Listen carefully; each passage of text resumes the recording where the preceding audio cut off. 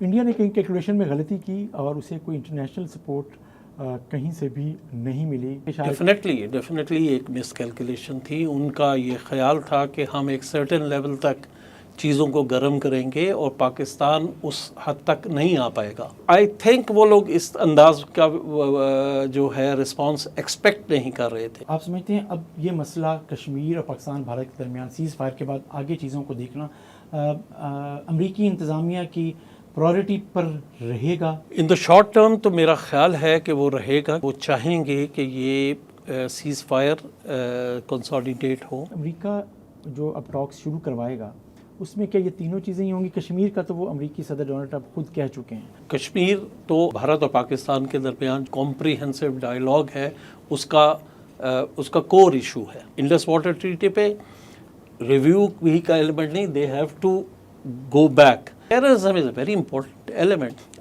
ہمارا جو ہمسایہ ہے وہ کس طرح پاکستان کو ڈی اسٹیبلائز کرنے کے لیے ایسے ایلیمنٹس کو سپورٹ کر رہا ہے جو کہ پاکستان کے لیے ڈیٹریمنٹل ایلیمنٹس ہیں. امریکہ کے علاوہ سیز فائر میں جن ممالک کا کردار ہے اور اب سیز فائر سے آگے جو چیزیں چلیں گی ان ممالک کا کردار ویسے ہی رہے گا. یونائٹڈ اسٹیٹس جیسے شروع میں وہ تھوڑا سا تیار نہیں تھا. پاکستان کا جو رسپانس ہوا بار بار انڈین اسٹرائکس کے خلاف, تو اندازہ ہو گیا کہ یہ معاملہ اس طرح نہیں حل ہونے والا. ایران, یونائٹڈ کنگڈم, سعودی عربیہ اور کئی ممالک جس میں ٹرکی بھی شامل ہے اور یورپین یونین ان اٹ سیلف, ان کی طرف سے انوالومنٹ ہو چکی تھی.